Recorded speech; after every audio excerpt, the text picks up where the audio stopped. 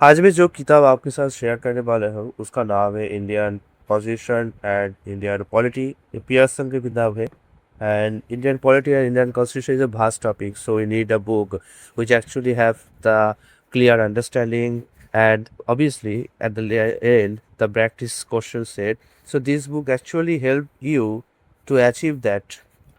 See, यहाँ पे जो हर एक एस्पेक्ट है उसको कितनी बारीकी से कवर किया गया है।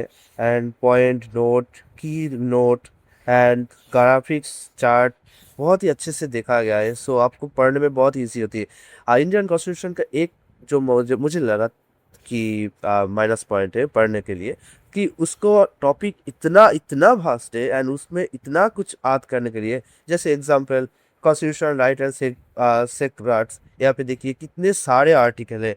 तो मुझे हर एक आर्टिकल को याद करना पड़ेगा। एंड ऐसी आर्टिकल, ऐसी धारा बहुत ही सारी जगहों पे है। So it is a very very vast topic and इसको याद करना बहुत ही डिफिकल्ट हो जाता है। अगर आपको कोई क्वेश्चन करे कि सिटीजन राइट्स और टू इक्वलिटी और opportunity which art belongs to which article, so हर सो जल्दी से उसे याद करना यही एक बहुत ही बड़ा टॉपिक है।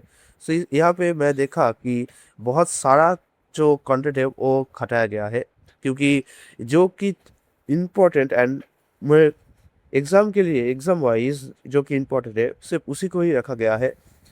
आप इसका इंडेक्स पहले देखिए तो आपको आसानी होगी।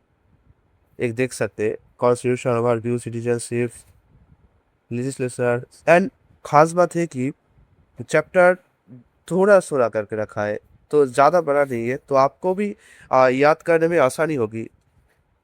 And you can see also there are 25 chapter. Okay, after ending every of chapter, there are practice questions. So you can actually go through a thorough practice, which can actually help you. Obviously, there is answer key. Previous year's question actually help us, and there are also hints and explanations, which they don't only give you the answers. They also explain this why this answer matter.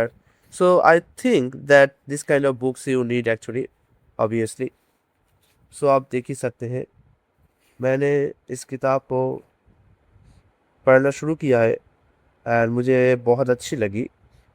Obviously article का जो बहुत सारा article है ये याद रखना एक बहुत ही चैलेंजिंग टास्क है, बट फिर भी मैं कहूँगा इस किताब में जो अच्छी बात है कि इस सारी की कुछ हमें एक ही जगह मिल जाता है एंड बहुत ही छोटी छोटी करके, नहीं कोई बड़ा कुछ ज़्यादा कुछ नहीं जिससे याद रखने में दिक्कत होगी, ऐसा कुछ भी नहीं है।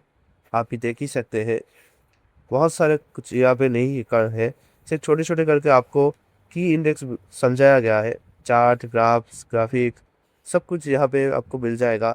तो अगर आप सोच रहे हैं कि एक और आप इंडियन पॉलिटी एंड कॉन्स्टिट्यूशन का किताब अगर आपके पास एज ए हेल्पिंग हैंड होना चाहिए, तो मैं कहूँगा कि आप इसे रख सकते हैं, इसे देख सकते हैं एक बार।